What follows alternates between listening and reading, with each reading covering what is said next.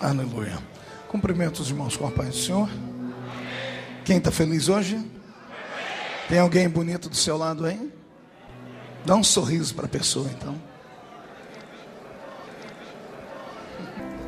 Atos capítulo 1, versículo 6. Glória a Deus.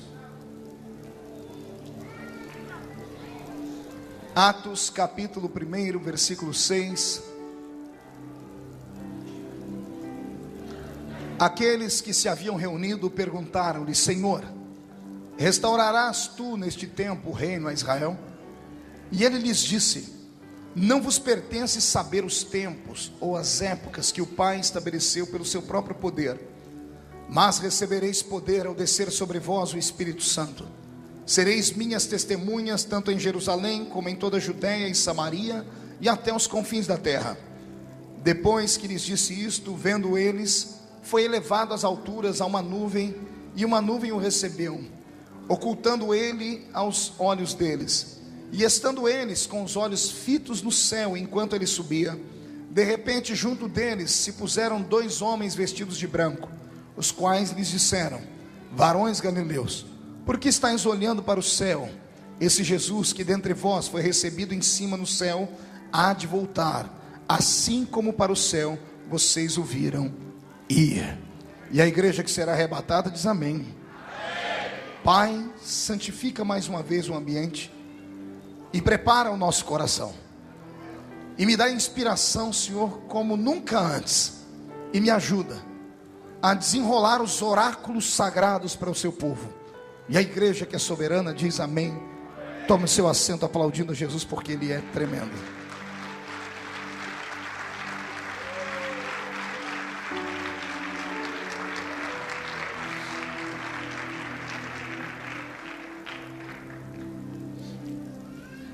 Eu vou começar a desenhar uma cena, e eu quero que você vá colorindo ela enquanto eu desenho. Eu rabisco e você vai colocando cor nela, amém? Tem uma montanha aqui atrás de mim.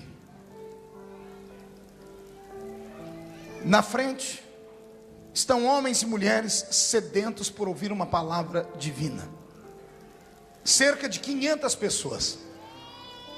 Entre esta montanha e essas 500 pessoas está um homem, numa posição um pouco mais elevada, para que a sua voz possa ser ouvida por toda a multidão.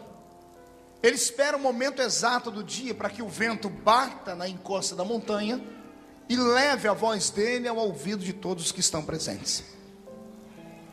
Esse homem que está agora olhando, dissertando, pregando e ensinando é o Cristo Redentor. O nome dele é Jesus de Nazaré, filho de Maria e José. Só há uma agravante nesse dia. Pergunte qual? Ele está ressuscitado. O homem que está falando com eles agora está falando de coisas fantásticas e coisas do céu. Em certo momento ele até diz para eles: vocês precisam conhecer um pouquinho mais de coisas do céu. E as 500 pessoas que estão olhando, estão ouvindo, não estão acreditando no que estão vendo e nem no que estão ouvindo. Todo mundo está com o olhar desapercebido, todavia atônitos, fixos estão nele. Um está cotovelando o outro, que cotovela o outro, e estão dizendo: é ele mesmo? E alguém está dizendo: é ele. E no meio do sermão que ele pregou nesse último dia, ele para, e ele dá uma oportunidade única. Ele olha para os discípulos e diz para eles: perguntem para mim alguma coisa. Eu estou indo embora da terra. É a última vez que vocês vão me ver nesse corpo. Perguntem o que quiserem, e eu respondo. O dia que eu li esse texto pela primeira vez, me deu uma ira, porque eu falei: meu Deus, os discípulos podiam perguntar qualquer coisa. Podiam perguntar como era a vida pós-morte. Podiam perguntar por que Moisés não morreu, mesmo vendo Deus face a face, se a Bíblia diz que quem vê Deus face a face morre. Poderiam perguntar sobre coisas eternas. Mas quando ele dá a oportunidade para eles perguntarem o que quiserem, olha o que eles perguntam, preste atenção em mim. Senhor, é nesse tempo que Israel vai ser levantado de novo como nação? É nesse tempo que Roma vai ser expulsa.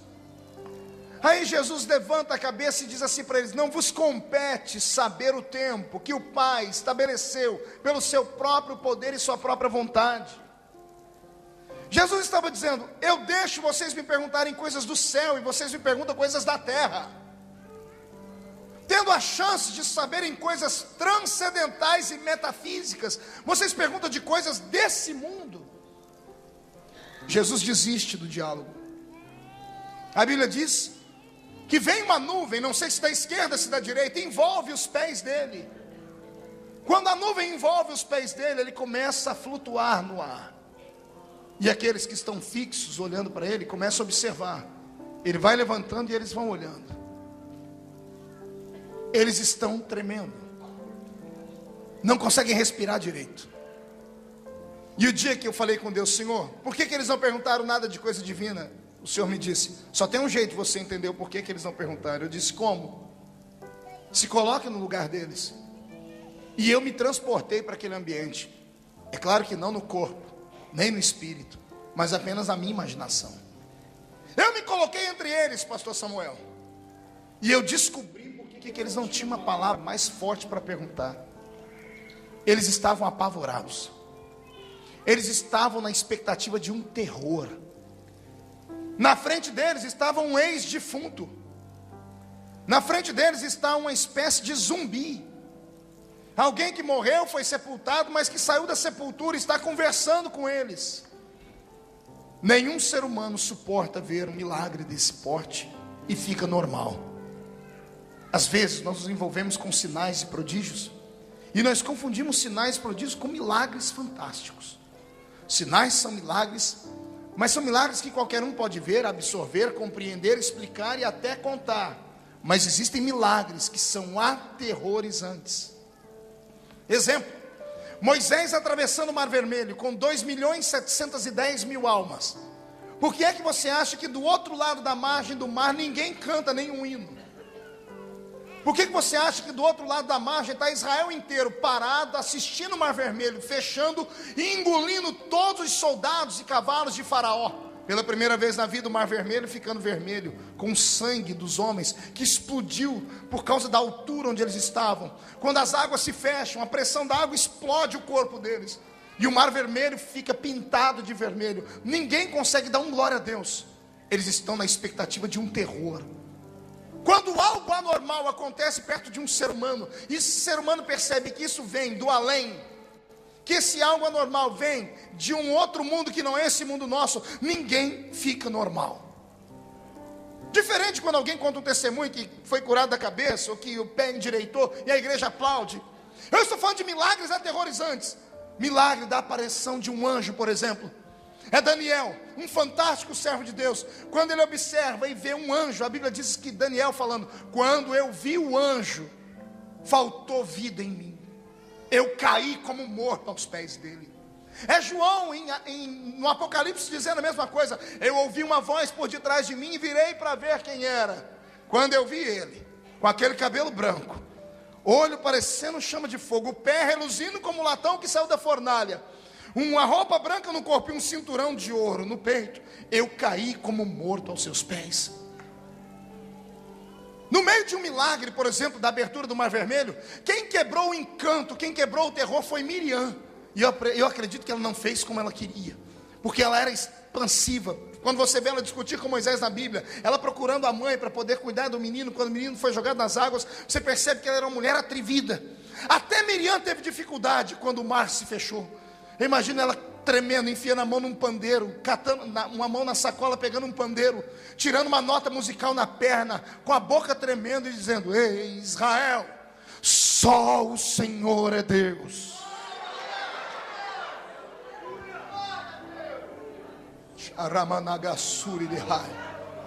Eu assisti um milagre fantástico uma vez em Angola, alguns anos atrás, quando eu pregava lá. Deus puxou a minha orelha.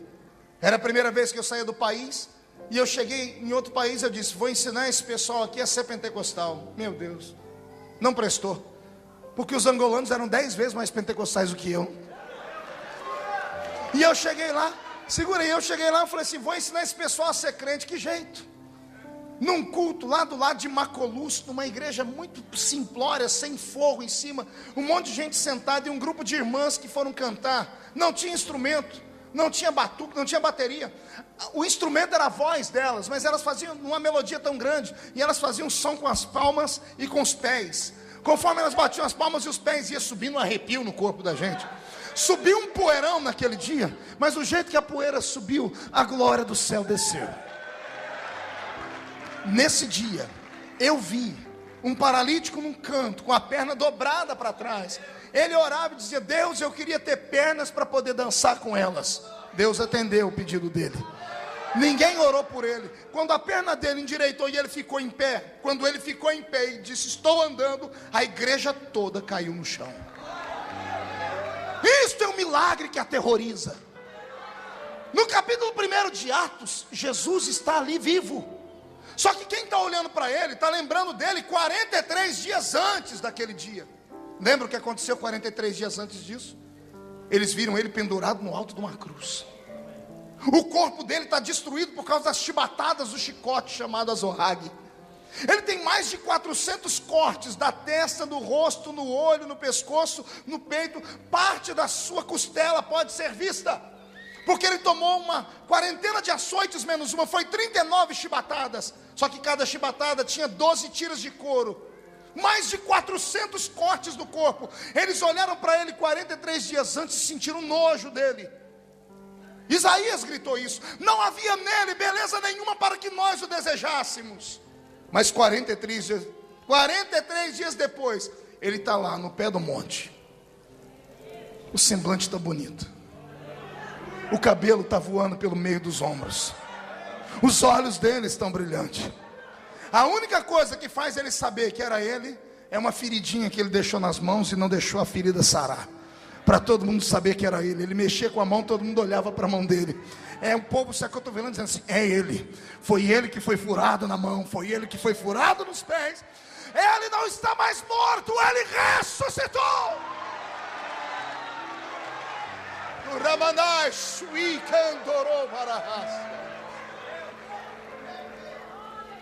Se você estivesse lá, você ficaria igual a eles. Eu depois pedi perdão a Deus. Falei: Senhor, eu entendo porque eles não conseguiram perguntar nada. Eles não estavam com a cabeça mais ligada em lugar nenhum. Os discípulos estavam apavorados, porque a glória do Deus vivo estava ali encarnada. Eu não sei você, mas o meu corpo já está arrepiado aqui dentro. Eu sinto ele aqui dentro. Os pés dele estão aqui no meio, caminhando entre nós. A face dele não está aqui dentro. A face dele está diante dos serafins. E os serafins estão cantando nessa noite: Santo, Santo, Santo é o Senhor dos exércitos. Lisboa está ficando cheia da sua glória. Vai haver um rebuliço nesse lugar daqui a alguns momentos, mas isso só para aquele que é sensível. Tem algum pentecostal aí? Solta um berro de glória a Deus essa noite, por favor. Ei, caralamanasura na raia. O que eu vou falar nessa noite é uma aula de mestrado em teologia avançado, como foi o culto de ontem. Eu sempre fui muito curioso, e tem coisas que Deus revela àquele que busca. Eu quero falar sobre o corpo dele. Eu quero falar sobre o corpo ressuscitado dele. Por quê, pastor? Porque muita gente confunde o corpo de Jesus, dizendo que o corpo dele estava glorificado. E não estava glorificado. O corpo dele só estava ressuscitado. Lembra da abertura do túmulo? Lembra de Maria saindo desesperada no meio do jardim, gritando: horteleiro, jardineiro, onde você colocou o corpo do meu Senhor? E de repente Jesus vira para ela e diz assim: Maria. E quando ela ouve a voz dele, ela diz: Rabi, Raboni és tu. E ele diz: sou eu, Maria. E Maria sai correndo para colocar a mão nele. Quando ela vai colocar a mão nele, ele se afasta e diz: não me toques. Não me toques. E ela: por que não te tocar, Senhor? Ele diz: porque eu ainda não fui glorificado. Eu só fui ressuscitado. Repita essas duas palavras comigo: ressuscitado, glorificado. De novo a primeira. A segunda, olhe para alguém do seu lado e diga: não confunda o corpo ressuscitado com o corpo glorificado. Pergunte por quê, pastor? Aperta o cinto aí, nós vamos decolar e eu vou te explicar o porquê. O corpo ressuscitado de Jesus Cristo, a primícia dos ressuscitados dos mortos, diz a palavra, tem para essa igreja aqui presente um hálito de esperança, tem um hálito de presença, e tem uma força de milagre. Por quê? Porque a Bíblia diz que assim como Ele foi, nós seremos. Assim como Ele é hoje, um dia seremos nós também. Quem já leu em Apocalipse a seguinte palavra: bem-aventurado aqueles que fazem parte da primeira ressurreição. Acotovela o seu irmão, mas a cotovela até dá um pulo, porque tem gente dormindo aqui. Diga para o que está encostado na parede também, faz favor. Diga para o seu irmão: por quê? Bem-aventurado os que fazem parte da primeira ressurreição. Grita para mim, diga: por quê, pastor? Vou falar não, ninguém pergunta direito. Agora melhorou. Porque é um mistério para aqueles que servem a Deus nesta vida aqui miserável, que suportam a cruz, que suportam as calúnias, que suportam as pancadas e as pedradas, e não negam Jesus por nada. Existe um presente esperando aqueles que, mesmo passando pelo vale da sombra e da morte, nem que seja se arrastando, ele levanta a pontinha do dedo e diz assim: eu estou aqui, Jesus, fraco, mas eu estou aqui, Senhor. Há um presente dos céus para aqueles que permanecerem fiéis até a morte. Tem alguns aqui que não vão morrer, porque vão viver para ouvir o toque da trombeta e ser arrebatados. Mas tem alguns que vão passar desta vida para outra, como alguns dos nossos já se foram. Esses que se foram, e nós os que estamos vivos, temos uma promessa. Ouve a promessa aí, veio da boca de um baixinho, que quando chegou na igreja que ele plantou em Tessalônica, pegou uns crentes muito atrevidos, com perguntas doidas, e um dos crentes perguntou: pastor Paulo, como é que é essa história de quem morreu? Nós servimos a Cristo aqui, temos esperança. E depois, os que morreram, o que virou com eles? Paulo pede um minuto, ele vai orar e Deus revela. E Paulo volta para a igreja de Tessalônica, marca um culto e prega a mensagem do arrebatamento da igreja. E ele diz assim: Deus me revelou, vai acontecer assim, dada a palavra de ordem, o mesmo Senhor descerá do céu com alarido e voz de arcanjo. Os que morreram em Cristo ressuscitarão primeiro. Depois nós, os que ficarmos vivos, seremos transformados e arrebatados seremos, e estaremos para sempre com o Senhor nos ares. É lindo esse versículo, não é? Mas vamos explicar ele palavra por palavra. Dada a palavra de ordem. Qual é a palavra? Dada o quê? Repita. Repita aquilo que eu disse. Dada a palavra de ordem. O que é isso, pastor? A palavra de ordem é dada pela boca do Pai. Deus está sentado num trono, olhando para uma figueira. Essa figueira, para Deus, é como um relógio. Os ponteiros da figueira são seus frutos. Quando os seus frutos estiverem tenros, o Senhor Deus vai dar a palavra de ordem para o seu filho que está à sua direita, dizendo: filho, levanta, porque já está ficando pronta a minha figueira. Os frutos já estão prontos para serem colhidos. A figueira de Deus na terra é Israel. E aqueles que acompanham o conflito árabe-israelense sabem do que eu estou falando. As coisas estão se afunilando lá para aquele Oriente Médio. Ninguém mais está se suportando. Qualquer dia desse, aquele lugar vai explodir. Mas antes que isso aconteça, a igreja que aqui agora está reunida vai sumir desse mundo aqui. Vamos atravessar esses céus e vamos estar com Deus. Eu sinto que a bala da explosão atômica já está na agulha da arma do Espírito de Deus. Qualquer dia desse, os céus e a terra que agora existem não mais existirão. Foi Pedro quem disse isso, que todos os elementos dessa terra ardendo em fogo se desfarão. Não fique atormentado, nem fique com medo. Vai acontecer uma iminente guerra nessa terra. Armas atômicas vão explodir, sim senhoras e sim senhores.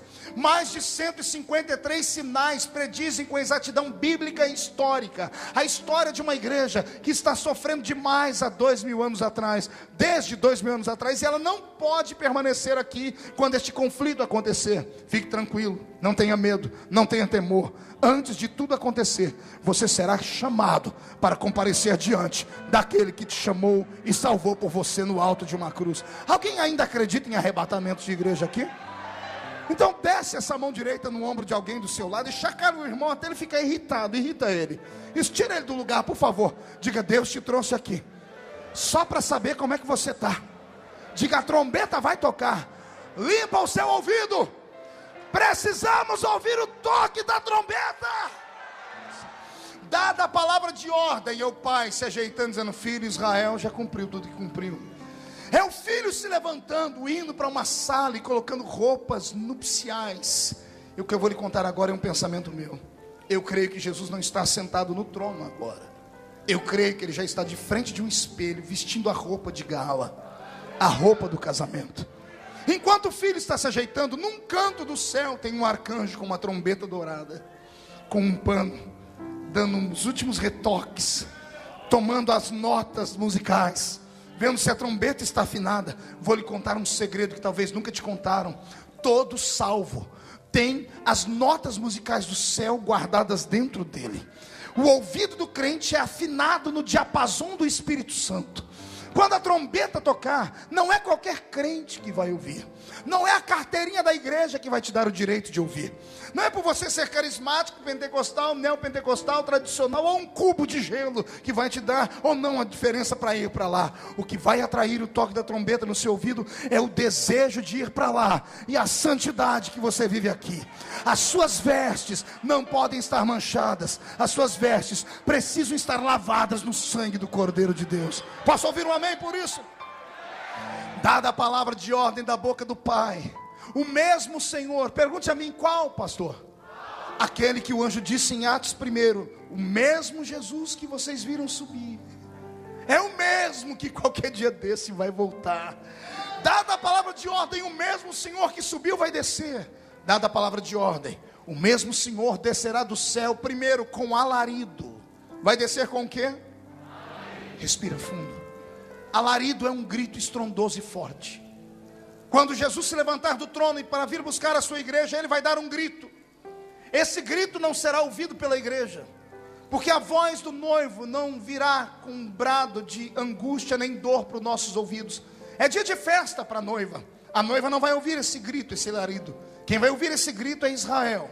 Israel vai ouvir o grito da boca de Cristo. Todo judeu, nascido de mãe judia, onde estiver no planeta Terra, vai ouvir e vai tremer, porque vai saber que é a voz do Messias, que eles deveriam ter esperado e não esperaram. Dada a palavra de ordem, o mesmo Senhor descerá do céu com alarido e voz de arcanjo. A voz do arcanjo vai tocar na trombeta. Quando ele disparar o toque da trombeta, os que morreram em Cristo ressuscitarão. Não vou explicar direito. Os que morreram antes de nós, em Cristo, seu pai, sua mãe, seus irmãos, seus pastores, seus filhos, eles ouvirão o toque da trombeta junto conosco. E vai haver um tumulto cósmico nesse mundo. Pergunte por quê? Alguns dos nossos não estão mais dentro da tumba. Os ossos já foram consumidos pelo tempo, a carne foi devorada. Os que morreram dentro do navio Titanic, só sabe Deus onde é que estão os seus átomos espalhados dentro das bocas e das barrigas dos peixes. Os que viraram comida dentro do Coliseu Romano, nas bocas dos leões. O comunismo que matou quase 50 milhões de crentes como eu e você. O padre Torquemada que matou 10 mil valdenses com uma espadinha na mão, com uma adaga fincada no peito e dizimou o corpo dos nossos crentes. Não me interessa onde é que está o corpo deles. A Bíblia diz, e quando Deus fala, a ordem dada tem que ser executada. Os mortos ressuscitarão. Vai haver uma convulsão nas águas, vai haver um sopro nos ventos, vai haver um reboliço na terra. As placas tectônicas do planeta Terra inteira vão se mover, porque os corpos dos santos vão ressuscitar. Eu vou repetir: os mortos em Cristo vão ressuscitar.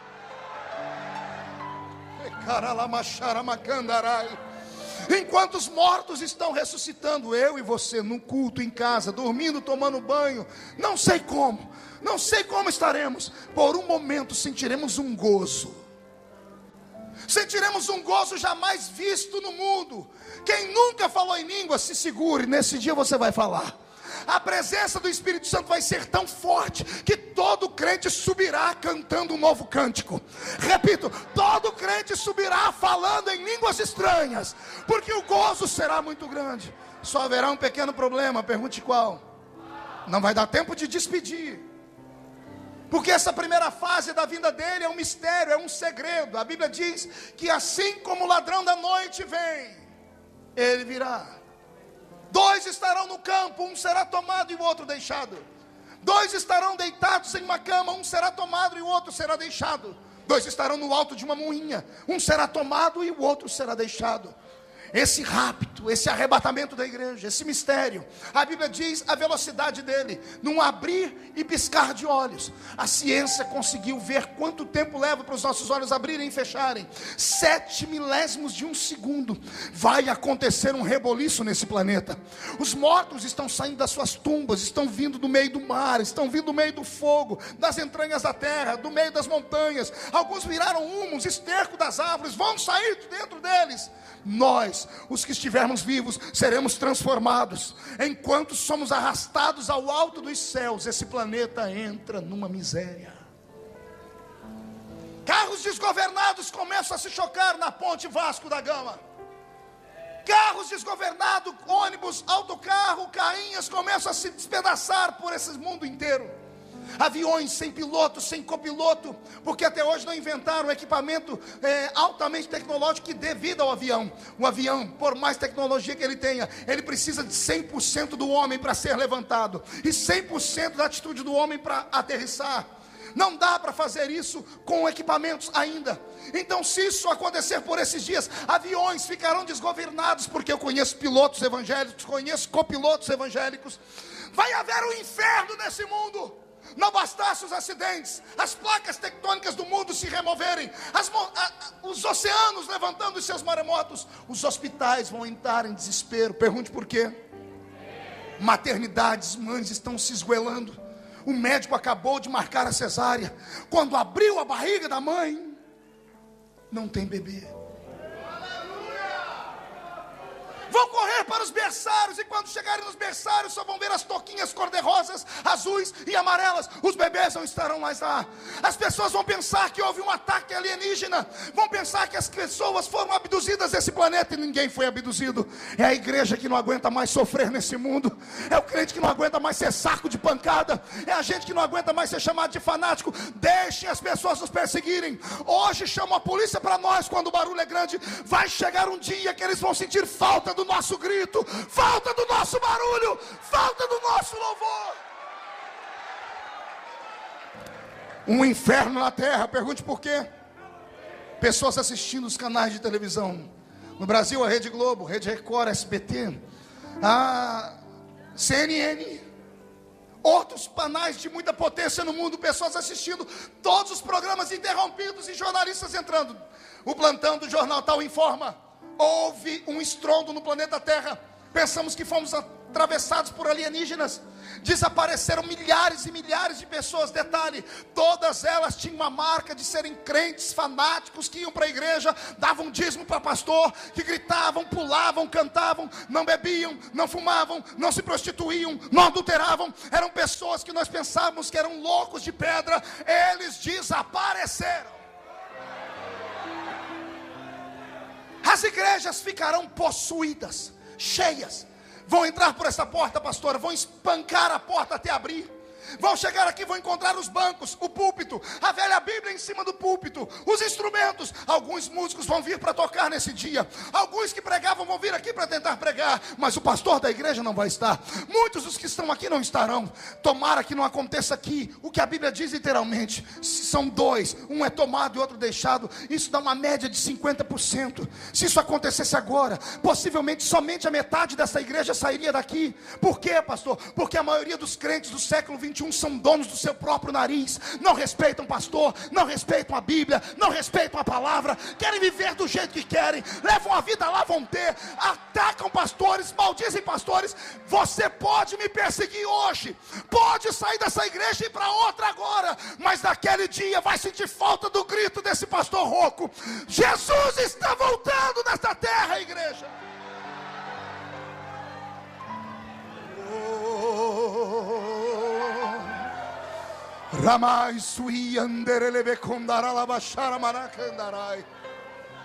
É lindo pregar sobre o arrebatamento da igreja, porque eu estou vendo gente aqui orando a oração do Espírito Santo. Sabe qual é a oração do Espírito Santo? Não é essa que você vive fazendo nesses últimos anos. Porque você entra na igreja e só sabe pedir: me dá um carro, me dá uma casa, me dá um namorado, me dá meu documento, me dá. Você transformou Deus em um empregado. A oração da igreja do Novo Testamento era outra. Ela aprendeu a orar com o Espírito Santo. E a oração do Espírito Santo é assim: Maranatá, Maranatá, Maranata, Maranata, que significa ora vem, ora vem. Ora vem, Senhor Jesus. Oh, aleluia.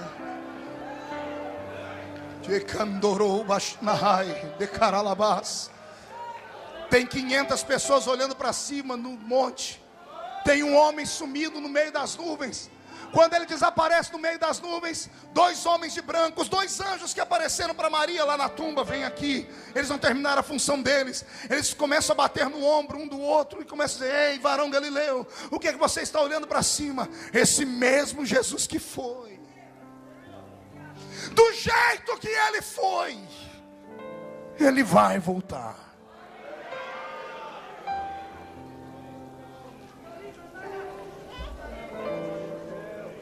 Ele levou para o céu um corpo ressuscitado, não glorificado. Qual é o corpo que ele levou? Pergunte: que corpo é esse, pastor? Um corpo que tem carne e osso, mas não tem sangue. Eu disse que era um mestrado em teologia. O corpo de Jesus ressuscitado tinha carne, tinha osso, mas não tinha sangue. Pergunte por quê? Ele não toma de volta aquilo que ele dá. No alto da cruz, quando furaram o lado direito dele, saiu a última gota de sangue e água. Ele estava dizendo: todo o meu sangue eu deixo na terra para lavar a minha igreja, para purificar a minha igreja. O sangue é a vida do corpo. Mas o sangue só é a vida do corpo quando o corpo está ligado a esse mundo. O corpo ressuscitado, ele transcende, ele não precisa mais de sangue. Ele continua tendo matéria, mas não precisa mais de sangue. A matéria que ele tem, carne e osso, também não é dada a tempo e a espaço. Pergunte por quê? O Jesus que saiu da tumba entrou dentro da sala onde os discípulos estavam, sem abrir a porta e sem abrir a janela. Ele entrou, comeu peixe com eles, porque corpo precisa de proteína, carne precisa de carne. Ele comeu peixe com eles, e na hora de sair não abriu a porta, ele atravessou a parede de novo. Esse corpo não precisa caminhar. É por isso que um belo dia, centenas de quilômetros longe de Jerusalém, ele aparece numa bifurcação de uma estrada e tem 2 homens falando da morte dele no caminho de Emaús. E ele questiona, e ele fala: você por acaso é estrangeiro? Não ouviu falar do profeta Jesus que foi morto? E ele: não, conte a história. E quando eles estão pregando para Jesus, chega no momento da estrada que Jesus disse: eu tenho que ir embora. E eles falam: fica conosco hoje. Quando Jesus senta com eles na mesa, era costume naquela época lavar o pé do viajante e repartir, colocar o pão na mão do viajante para o viajante dar graças. Mas todo judeu dava graças assim: graças te damos, ó grande Elohim. E partiu o pão, porque Elohim é Deus. Mas esse viajante, quando pega o pão, todo mundo de cabeça baixa e olhos fechados, ele pega o pão, parte e diz assim: graças te dou, ó Pai. Quando ele fala Pai, todos na mesa abrem o olho, porque isso era uma vergonha. Isso era quase que uma blasfêmia. Ninguém chamava Deus de Pai até aquele momento. Quando eles abrem o olho, o pão está partido, caído na mesa. E Jesus não está mais lá. Um olha para o outro com o olho lacrimejando e diz: porventura não ardia o seu coração enquanto ele falava com a gente? Seu coração não queimava? Só pode ser ele. Ele morreu, mas ressuscitou.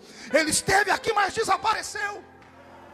O corpo de carne e osso de Jesus não era dado a espaço, tempo, nem dado a limitação física. Ele atravessa a parede, ele come peixe, mas ele aparece daqui, desaparece daqui e aparece do outro lado. Esse corpo dele voa, porque ali no solapé do monte ele começa a flutuar. Mas é um corpo de carne e é glorificado o corpo? O corpo é o quê? Não ouvi? Pergunte por quê, pastor? Quando ele desaparece dali, ele aparece na entrada do céu. Jesus arrastou um corpo de carne e osso para o céu, porque o homem estava proibido de entrar lá. Como Jesus cumpriu a lei, ele arrastou o corpo dele para o céu, para mostrar que o homem pode nascer na terra e ir morar no céu. Só que ele não foi entrando de qualquer maneira. Deixa eu te mostrar como ele entrou. Ele parou na entrada do portão do céu. Como assim, pastor? Ele arrastou um corpo de carne e osso, ficou na entrada do céu. Quando ele para na entrada do portão do céu, os anjos que guardam a área celestial vêm voando e correndo com espadas desembainhadas, pensando tratar de demônios, porque Satanás e os seus demônios estão proibidos de entrar no céu.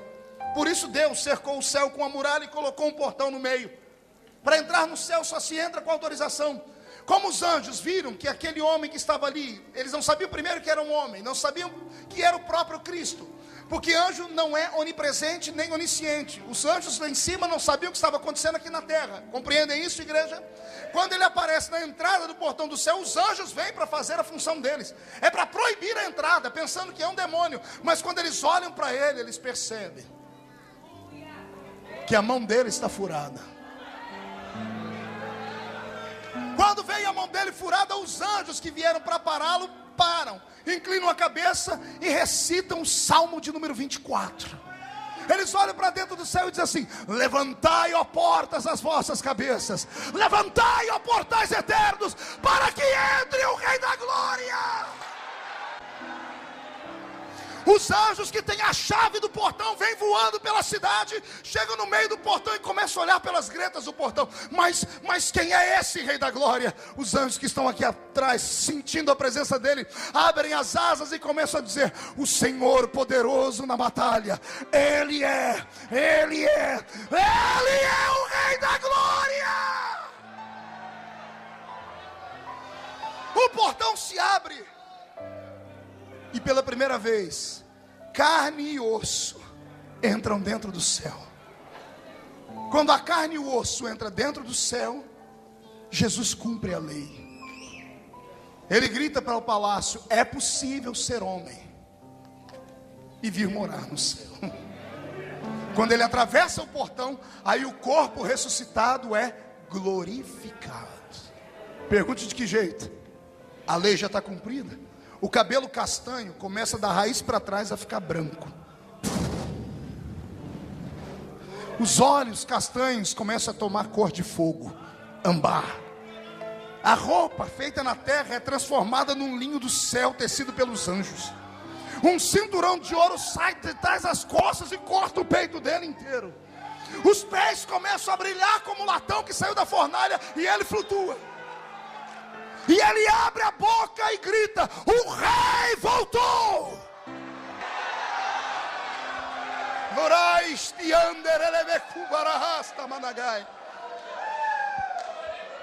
Volte para cá. A igreja não terá um corpo glorificado. No arrebatamento, nós vamos subir num corpo ressuscitado. Qual é o nosso corpo? Com o corpo ressuscitado, nos encontraremos nos ares. Vai ser tudo muito rápido. Você está aqui, abriu e fechou o olho, você só vai ver tudo ficando pequenininho e você voando lá para cima. Você vai abrir o olho de novo e você já vai aparecer sentado em uma mesa. A Bíblia diz o tamanho da mesa. Quem tiver uma fita métrica que meça, ela começa no Oriente e termina no Ocidente. Sentado ao redor dessa mesa está todos os salvos, todos vestindo roupas nupciais, porque a noiva agora vai ser esposa. Nossa festa vai durar 7 anos, porque assim como o casamento do judeu demora 7 dias, a nossa festa demorará 7 anos. Aqui embaixo o anticristo está fazendo uma desgraça, lá em cima nós estamos com o verdadeiro Cristo, vivendo a graça. Coisas lindas vão acontecer lá. Pergunte o que, pastor? Não, você não mostrou interesse, eu não vou falar não. Mais ou menos, ainda não me convenceu.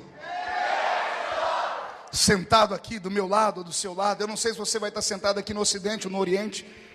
Você vai passar 7 anos comendo, sem engordar nenhum quilinho.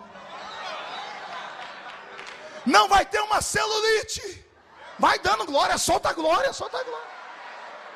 Vai comer à vontade, vai lamber os dedos, vai comer do bom e do melhor.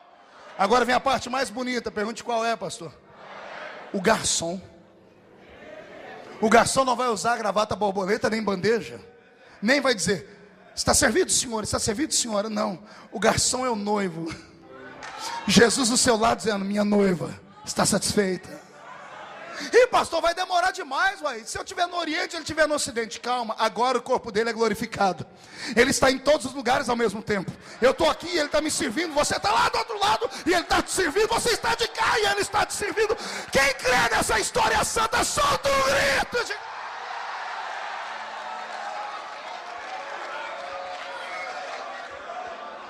Te cantorou vanais, tui daralabás. Ramando e calabassúria. Pastor, nós nunca seremos glorificados? Não. Nós permaneceremos com um corpo ressuscitado. Pastor, e o que é que vai dar vida para o nosso corpo? O que é que vai ter nessa mesa para a gente comer? Aquilo que foi feito para o homem comer desde o Éden, ele nunca provou. O fruto da árvore da vida. Lembra da árvore da vida estabelecida no Éden? Ela foi transportada para o céu. O Apocalipse diz que ela dá 12 frutos por ano. Vamos comer uma vez por mês. A Bíblia diz que as suas folhas são saúde para todas as nações. É o fruto da árvore da vida que vai dar vigor ao nosso corpo. Só que o nosso corpo é o corpo da primeira? Da primeira? A cotovela, irmão, diz, ei, você vai encarar essa? Vai fazer parte da primeira ou não? Olhe para mim. 7 anos comendo. Quando terminar a nossa festa, o nosso rei vai ficar em pé. Vai parar a festa e vai dizer assim, minha noiva, eu preciso ir à terra resgatar o meu Israel. Enquanto estamos em festa lá, o mundo está num pé de guerra aqui. Todas as TVs do mundo estão alienadas, estão alinhadas lá no vale de Jezreel, em Israel. Também conhecido como Vale do Armagedon. Todos os países do mundo voltados contra a nação de Israel. Porque o anticristo que mostrou prodígios e sinais, alienado à besta, ao falso profeta, vão fazer as pessoas entenderem que ele é Deus. E como Deus ele tem que ser adorado. Mas ele não quer ser adorado em Aparecida do Norte no Brasil, nem em Fátima em Portugal. Ele quer ser adorado em Jerusalém. Só que para colocar a imagem dele dentro do templo, mesmo o pior de todos os judeus, vai ser obrigado a recuar. Não vão aceitar, porque Israel, desde quando eles estiveram presos dentro do cativeiro babilônico, eles foram curados como nação da idolatria. Eles não vão aceitar. Quando Israel não aceitar a imagem do anticristo lá dentro do seu santuário, o anticristo vai pegar todas as nações do mundo aliadas, vão pegar todo o armamento potente, vão voar para cima da terra santa. O vale de Israel vai estar tomado de todos os tipos de soldados, de todas as cores de pele. Os aliados a Israel serão os desviados, que nesse momento ainda estiverem vivos, que vão ser muito poucos. Porque todos os desviados tiveram que pagar com seu sangue o direito de entrar no céu, ou viverão eternamente com Satanás dentro de um lago de fogo. Os que aceitaram o sinal da besta na mão direita e na testa. Todo mundo está filmando Israel. Todo mundo espera que Israel vai ser dizimado. O noivo se levanta na mesa e diz, minha noiva, vamos lá. A mesa desaparece. E aparece na nossa frente milhares de cavalos. Milhares de cavalos. Vamos pela primeira vez alguns, e outros vão voltar a ser crianças. Vamos sentar no lombo de um cavalo lindo. O cavalo dele é maior do que o nosso. E nós vamos ver quando ele subir em cima do cavalo. Porque quando ele sobe em cima do cavalo, o manto de vitória dele, que cobre, mostra umas palavras que na hora a gente pode nem entender o que está escrito, mas depois a gente vai entender o significado. Quando ele dá a palavra de ordem, nós vamos voando pelo céu. Quem teve a visão foi Enoque, o sétimo depois de Adão. Está escrito em Judas, do lado do Apocalipse, já leu? Enoque disse: eis que eu vejo o Senhor vindo com milhares dos seus santos. Não é milhares de anjos, são santos. Já tem muito tempo que Enoque viu a minha fotografia lá, e a sua está do lado da minha lá. Eu quero te encontrar e falar assim: não falei que era desse jeito que ia acontecer?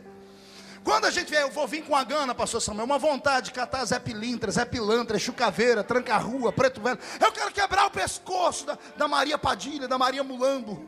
Eu quero arrancar a cabeça da Pombagira. Quando a gente chegar nessa terra, estaremos voando no céu. Todas as câmeras filmando Israel. De repente alguém começa a bater no ombro do cinegrafista. Cinegrafista, foca lá em cima. Não, eu tenho que focar aqui porque aqui é guerra. Não, foca, tem um negócio vindo lá em cima. Quando a primeira câmera vai, todas as outras vão atrás.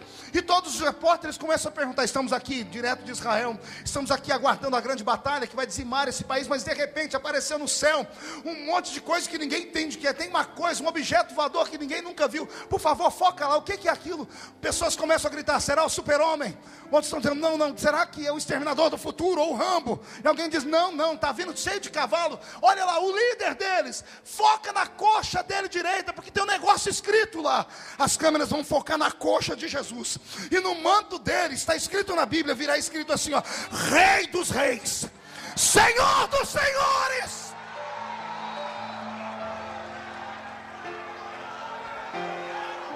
Ei, quem é que vai estar lá nessa peleja? Quem vai estar lá com o corpo ressuscitado pode soltar um brado de vitória. Ele vai parar em cima do Monte das Oliveiras.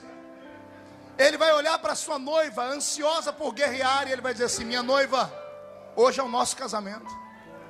Eu não deixo a minha noiva colocar a mão em nada, eu acabo com os inimigos. O anticristo vai fazer as pessoas pensarem que somos ETs.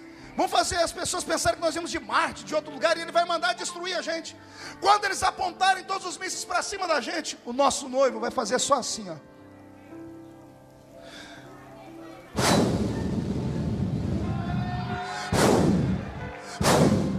A Bíblia diz que ele destruirá os inimigos pelo sopro da sua boca. Quem crê nisso? O vale do Armagedon vai perecer com milhares de pessoas mortas. Terminamos isso. Israel se curva e diz: ó Messias, perdoa-nos por ter te matado.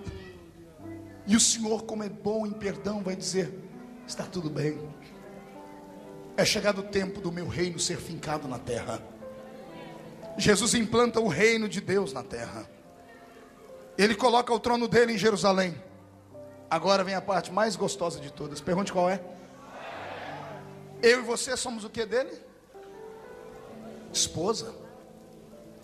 Se ele é rei, somos rainha. Se ele governa, nós também. Você não sabe, mas você pode estar sentado do lado do primeiro-ministro de Portugal. Não entendeu? Você pode estar sentado aí do lado do próximo presidente dos Estados Unidos. Não entendeu? A Bíblia diz que nós vamos reinar com ele.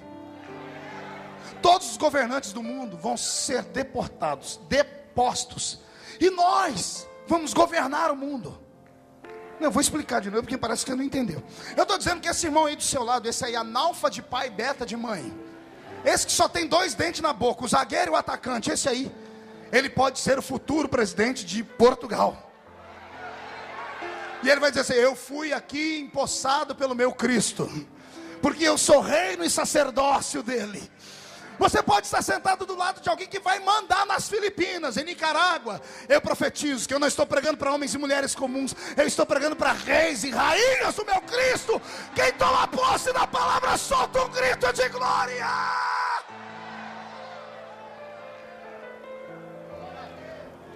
E aí, pastor? E aí? E aí que você está lá governando o Brasil e de repente você sente vontade de ir a Israel. Não precisa tomar avião, não precisa tomar ônibus. O seu corpo é o corpo da primeira ressurreição. É só abrir o olho e fechar e você já está lá. Senhor, só me dá licença, agora eu tenho que voltar para o Brasil. E abrir o olho e fechar, você já está aqui. Pastor, parece um conto de carochinha. Parece, mas não é. É por isso que nós batalhamos como igreja. É por isso que nós lutamos pela fé. A minha única angústia é saber que tem muita gente aqui que nunca verá isso.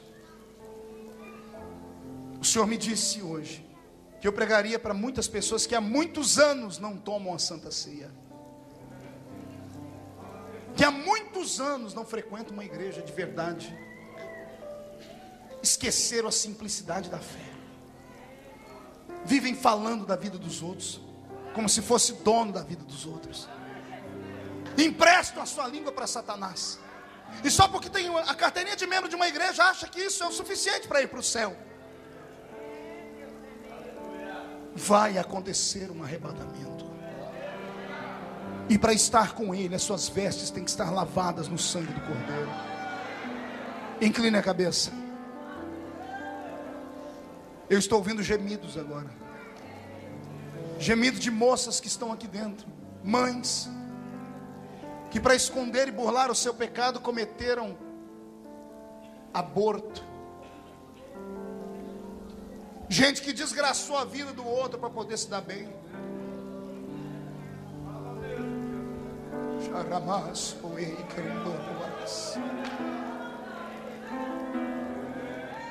Incline a sua cabeça. Se você tiver coragem de sair do seu lugar e vir aqui à frente, não precisa me contar o seu erro nem o seu pecado, porque eu não sou juiz de homens. Mas se você tem coragem de dizer assim: pastor, eu preciso me acertar. Pastor, mas e as pessoas que vão me ver chegar aí? Nenhuma delas tem cicatriz na mão, amigo. Se alguém for te acusar, você pede para ver a mão delas. Se não tiver um furo feito no alto da cruz, ignore a pessoa. Pastor, mas vão falar de mim. Filho, falam de você quando você está em pé, quando você está... Falam de você de qualquer jeito. Mas o Senhor me diz que a sua história com Ele não terminou ainda. Tem uma promessa em andamento. Ele te tirou do país de origem e te trouxe para cá, para estagiar você. Não foi para que você se perdesse. Um homem só é grande diante de Deus quando ele faz isso, quando ele dobra o joelho na presença do Senhor. A igreja vai inclinar a cabeça e eu vou te dar uma chance. Sai do seu lugar e vem. E eu vou orar pela sua vida hoje. E o meu Deus vai perdoar os seus pecados. Vem chorando mesmo, filho. Aleluia.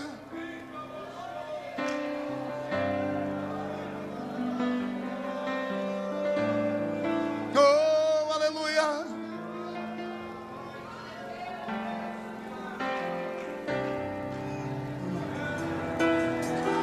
Toda a igreja de pé. Só os que estão de joelhos permaneçam. A igreja de pé. Você vai mesmo se esconder? Vai ter coragem de sair de um culto como esse e perder a chance de se acertar? Vai permanecer arrogante, em pé, olhando para a pessoa do seu lado como se nada estivesse acontecendo? Não diga que Deus não falou com você. Não saia falando que Deus não usa mais profetas para falar. Eu sinto um temor aqui dentro como há muito tempo eu não sentia na minha vida. Tem pessoas chorando aqui, pastor Samuel. Esse é o maior milagre que eu posso ver acontecer na igreja. A igreja inclina a cabeça. Será que tem alguém entre nós que não é evangélico ainda? Ao ouvir essas palavras da boca desse pregador, ficou assustado. Talvez você não entendeu nada do que eu falei, mas sentiu tudo o que eu falei, amigo. O ser humano nasceu para ir para o céu, mas ele só vai para o céu quando ele entrega a vida a Jesus Cristo. Ah, pastor Marco, vocês crentes são arrogantes demais. Quem disse que Deus não está na minha vida? Não estou falando isso, amigo. Deus está na vida de todo mundo, do muçulmano, do espírita, do macumbeiro. Deus está na vida de todos, porque Ele é criador, Ele não é um irresponsável. Ele criou o homem e Ele fica com o homem. O problema é o lugar que Ele está na sua vida. A vida é um carro, e enquanto você não entregar a vida para Deus, Deus andará com você no banco do passageiro, porque quem dirige a vida é você. É você que acelera, é você que embreca, é você que vira para a esquerda ou para a direita quando acha que deve. Deus dá a opinião, mas você não respeita. Entregar a vida para Jesus significa parar o carro e trocar de lugar com Deus. Eu fiz isso e a minha vida mudou. A igreja vai inclinar a cabeça. Tem alguém que quer trocar de lugar? Tem alguém que quer que Deus entre na sua vida e mude a sua história? Tem alguém que quer entregar a vida para Jesus como Salvador? Isso. Ninguém vai te perseguir, ninguém vai te obrigar a nada. Se você puder sair do seu lugar e vir aqui à frente com nossos irmãos, como eles estão vindo, faça. Se não, coloque a mão no coração, amigo. Eu vou orar por você agora. Amém. O pastor está me dizendo, ele conhece mais as pessoas do que eu. Tem pessoas que estão de joelhos aqui na frente e elas não eram evangélicas, entregaram a vida para Jesus aqui. Pai, eu me ajoelho com eles, porque eu não sou melhor do que eles. Eu também preciso acertar minha vida, Pai. Eu sou ser humano. Eu erro todo dia. Tentando acertar, eu cometo besteiras. Se Paulo não teve vergonha de dizer, Pai, que o bem que ele quer fazer ele não faz, mas o mal que ele não quer ele faz, quem sou eu? Um reles pregador do século 21. Eu me curvo diante da sua misericórdia e te peço o mesmo sangue que tu vais usar para lavar esses que estão de joelho. Lava-me a mim também. Perdoa os nossos pecados. Os que já têm o nome no livro da vida, Senhor, não deixa o nome sair. Os que estão te aceitando agora, escreve o nome deles no livro da vida. Perdoa os pecados, quebra as maldições e limpa os ouvidos, porque se a trombeta tocar agora, a gente vai sair daqui e vai morar no céu, Pai. Levante as duas mãos para o céu. Toda a igreja faça assim, ó. Era assim que estávamos antes de conhecermos Jesus. Ele já nos libertou, mas alguns foram libertos hoje. Quando Jesus entrou na nossa vida, aconteceu isso. Faz comigo, 1, 2, 3.